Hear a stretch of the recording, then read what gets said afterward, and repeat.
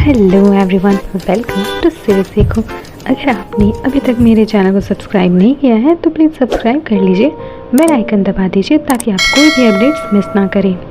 Romance with blind master के part 5 की शुरुआत वहीं से होती है जहां पर सिंचन और हुसवान मिल करके तियान और होमिंग का सारा सामान घर के बाहर फेंक देते हैं, क्योंकि उसके डैड के अकॉर्डिंग होमिंग को अभी कोई भी कंपनी का बेनिफिट नहीं मिलेगा। अब इसीलिए सो जो कि उसका असिस्टेंट होता है वो एक अपने पुराने घर में उन लोगों को ले जाता है और कहता है कि ये जगह आप लोगों के लिए अच्छी तो नहीं होगी, पर प्लीज़ आप कुछ दिन यहाँ पर रह सकते हैं। जहाँ पर होमिंग कहता है कि तुमने अभी तक जितना भी मेरे लिए किया है वो कोई भी नहीं करता है, इसीलिए मैं तुम्हारा बहुत थैंकफुल हूँ, और वो उसे वहाँ से जाने के लिए कहता है। लेकिन सो कहता है कि आप चिंता मत करिए बॉस, मैं सिर्फ सफाई तक ही रुकूंगा, उसके बाद मैं यहाँ से चला जाऊँगा, फिर आप दोनों सिर्फ अकेले ही होंगे। अब होमिंग ये कहता है कि मुझे पता है कि तुम सिर्फ उसी टाइम के लिए रुकोगे, लेकिन फिर भी तुम्हें अपने काम पर भी ध्यान देना चाहिए। और यहाँ पर सो और ध्यान मिल करके घर की सारी सफाई करते हैं और उसे पूरा चकाचक बना देते हैं। जहाँ पर होमिंग कहता है कि हम कोई फूड ऑर्डर कर लेते हैं, बट टियान कहती है कि आज मैं खुद से खाना बनाऊंगी। सो वहाँ पर उन दोनों को अकेला छोड़ करके चले जाता है। अब ये लोग दोनों सब्जियाँ काटते हैं, जहाँ पर होमिंग से सब्जी ठीक से नहीं कटती, फिर भी वो कोशिश करना नहीं छोड़ता। अब ये सब देख करके तियान उसका हाथ पकड़ लेती हैं और आपस में दोनों ही बहुत अच्छा रोमांटिक मोमेंट्स स्पेंड करते हैं, जहाँ पर तियान उसे सब्जियां काटना सिखाती है और उसे खाना पकाने के बारे में भी बताती है। ये सब देख करके होमिंग को बहुत ज़्यादा अच्छा लगता है, यहाँ तक कि तियान को उसके अंधे होने पे कोई भी दिक्कत नहीं थी, बल्कि वो उसके साथ हर एक पल को एंजॉय करना चाहती है। खाना पकने के बाद होमिंग तियान को ये कहता है कि मुझे पता है ये जगह तुम्हारे लिए बहुत छोटी है, अगर तुम चाहो तो तुम अपने घर जा सकती हो। मैं तुम्हें वो सब खुशी नहीं दे पाया जिसके लिए तुम शायद मेरी वाइफ बने थे। बट अब खाना बनाने के दौरान ही तियान का हाथ जल जाता है, जिसे होमिंग अपने हाथ में ले करके उसके हाथ को बड़े ही प्यार से फूंकने लगता है, लेकिन ये वो हाथ नहीं होता जिसमें जला होता है। तब तियान उसे देखने लगती है बड़े प्यार से और कहती है कि मेरा ये हाथ जला था, तो उसमें भी होमिंग उस पर फूंक मारने लगता है। अब वो लोग रात को कैंडल लाइट डिनर करते हैं, जहाँ पर तियान उससे पूछती है कि तुम्हारी लाइफ का गोल क्या है। तब वो बताता है कि मैं अपनी इंडस्ट्री को टॉप इंडस्ट्री के रूप में लाना चाहता हूँ, पर ये भी शायद मेरा नहीं है, मेरे डैड ने बचपन से ही ये बातें मेरे दिमाग में डाल करके बड़ी की हैं। तो यहाँ पर तियान समझाती है कि जब मैं 4 साल की थी तब मेरी माँ ने मुझे ज्वेलरी डिज़ाइन करना सिखाया था।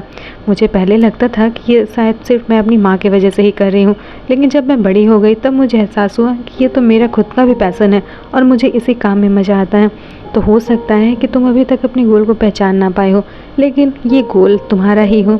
यहाँ पर होमिंग उसे थैंक यू कहता है कि तुमने जिस तरह से मुझे ये बात समझाई, आज मैं अपनी लाइफ के गोल के बारे में क्लियर हुआ हूँ, क्योंकि आज तक किसी ने भी उससे इस तरह की बातें या फिर इस तरह के मन की बात उसकी सुनी ही नहीं थी। और जब तियान ये सब करने लगती है तो होमिंग को बहुत अच्छा लगता है और वो उसे हक कर लेता है, यहाँ तक कि वो इतने ज़्यादा फीलिंग्स में डूब जाता है कि वो उसे किस पे करने लगता है।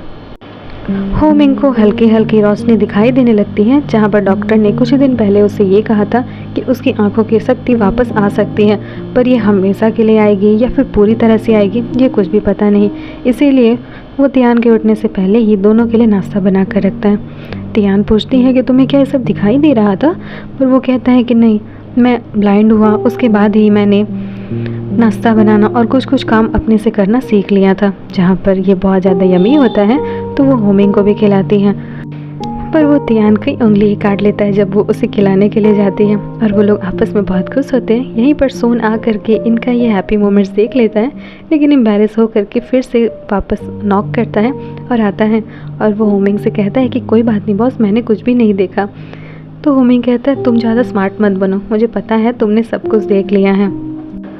सो होमिंग एक्सीडेंट के डिटेल्स के बारे में बताता है और कहता है कि ये होसवान का किया कराया है, यहाँ तक कि मैंने उस ड्राइवर से भी बात की और उसकी रिकॉर्डिंग भी ले ली है कि उसने होसवान के कहने पर ही आपकी गाड़ी का एक्सीडेंट किया था, जिससे आपकी आंखों की रोशनी चली गई।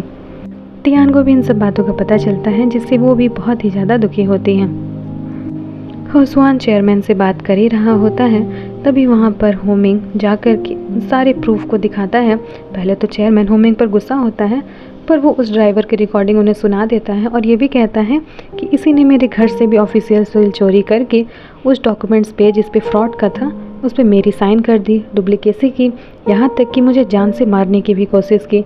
जैसे ही ये सारी बातें चेयरमैन को पता चलती है, उसे समझ में आता है कि ये लोग कंपटीशन के मार्केट में इतना ज़्यादा गिर गए हैं कि एक दूसरे की जान लेने से भी पीछे नहीं हटते हैं। होसुआन इतने सारे प्रूफ देख करके हल्का सा शर्मिंदा होने लगता है। तभी चेयरमैन उठ करके उसे एक थप्पड़ मारते हैं।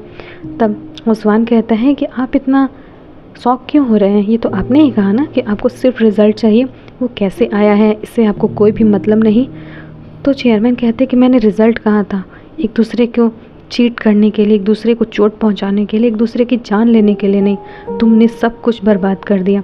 पर होमिंग को भी यहाँ गुस्सा आ जाता है और कहता है कि आपको क्या समझ में नहीं आ रहा है, ये सब आपका ही किया हुआ है। अपने घर के माहौल को ऐसा बना दिया कि बस जीतना है और इंसानियत या फिर हम लोगों के रिश्ते बच ही नहीं गए हैं। इन सब में सिर्फ़ और सिर्फ आपकी गलती है। पर तभी होसुआन पीछे से आता है और वो अपनी सफाई देने की कोशिश करने लगता है।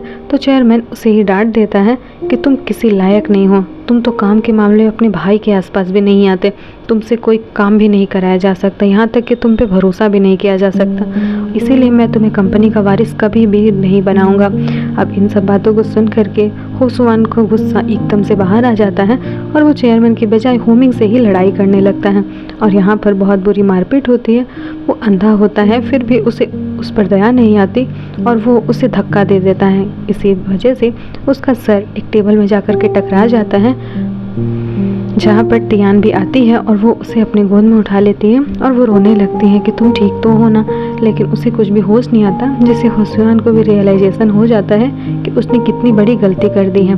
अब ऑपरेशन सक्सेसफुल होता है और डॉक्टर ये भी कहता है कि होमिंग की आंखों की रोशनी भी वापस आ सकती है, इसके बहुत ज़्यादा चांसेस हैं। तभी यहाँ पर तियान कहती है कि जब तुम्हें होश आ जाएगा तो मैं तुम्हें बता दूंगी कि मैं सिंचन नहीं बल्कि तियान हूँ और कैसे मेरी सौतेली माँ और बहनों ने मिल करके तुमसे मेरी शादी करा दी, पर मैं अब तुमसे बहुत प्यार करती हूँ। इधर रियल सिंचन को जब ये बात पता चलती है कि होमिंग की आंखों की रोशनी वापस आने वाली है, तो वो थोड़ा डर जाती है कि अब अगर होमिंग ने तियान का साथ दिया तो वो कभी भी अपनी कंपनी तो क्या किसी और की कंपनी में भी काम करने लायक नहीं बचेगी।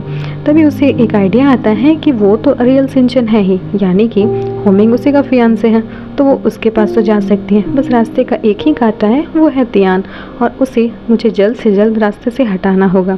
उसकी इस प्लानिंग को सुन करके उसकी माँ भी शॉक हो जाती है कि उसकी बेटी का कितना ज़्यादा डेवल माइंड हो चुका है।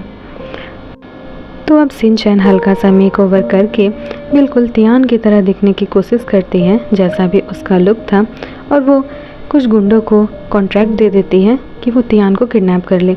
अब वो जैसे ही उसकी आंखें खुलती हैं तो उसे पता चलता है कि वो कहीं बंधी हुई है और एक गुंडा उसकी तस्वीरें किसी और को भेज रहा है।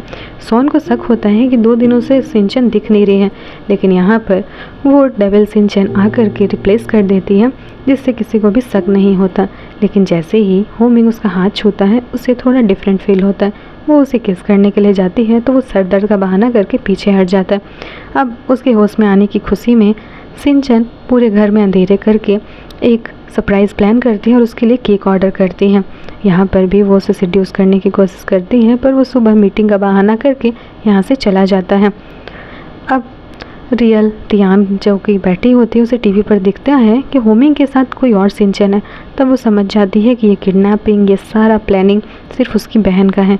इधर होसुआन को भी अपनी गलती का रियलाइजेशन हो जाता है और वो सारी अपनी गुनाह एक्सेप्ट कर लेता है, जिससे उसकी सज़ा थोड़ी सी कम हो जाती है क्योंकि उसने खुद ही सरेंडर किया था। अब गुंडा जिसने तियान को किडनैप किया था वो पैसों गिन रहा होता है, तो तियान कहती है कि तुम अकेले थक जा रहे हो, मैं तुम्हारी मदद कर दूं। पर वो पहले तो मना करता है, लेकिन उसे पैसों से एलर्जी होती है तो वो उसकी मदद लेने लगता है। अब वो उसी का ध्यान भटका करके कुछ पैसों को गिरा देती है। जैसे ही गुंडा थोड़ा सा इधर देखता है वो एक टूल उसके सर पे मार देती है। वो उससे पूछताछ करती है, उसके हाथ पर बांध देती है। तब वो बताता है कि ये सिंचन का प्लान था और उसी ने तुम्हें जान से मारने के लिए भी कहा है।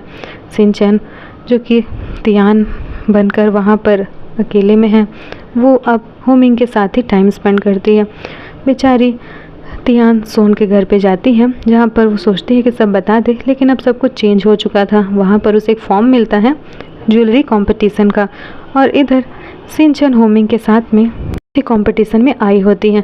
अभी इधर प्रिंसेस सीसी नाम की एक लड़की कंपटीशन जीत जाती है तो वो स्टेज पर आती है और जैसे ही वो अपना मास्क हटाती है वो और कोई नहीं बल्कि तियान होती हैं और वो अपनी सारी सच्चाई बता देती हैं। जहाँ स्टेज पर होमिंग आकर के उसका हाथ पकड़ लेता है और सिंचन अनजान बनने लगती है कि मुझे कुछ नहीं पता, सारी प्लानिंग इसी की थी। पर यहाँ पर होमिंग कहता है कि मुझे तुम्हारे बारे में पहले ही पता चल गया था, तुम्हारे हाथों का डिफरेंट होना, तुम्हारा अंधेरे से नहीं डरना। और वो लोग उसे किडनैपिंग के केस में पुलिस को दे देते हैं और यहीं पर हमारा ये पार्ट ख़त्म होता है और ये सीरीज़ भी। तो आपको ये सीरीज़ कैसी लगी कमेंट सेक्शन में ज़रूर बताइए और आपकी अगर कोई फेवरेट वेब सीरीज़ है तो उसका भी कमेंट सेक्शन में नाम दीजिए ताकि मैं नेक्स्ट उसे ही एक्सप्लेन करूँ। तब तक के लिए बाय, टेक केयर।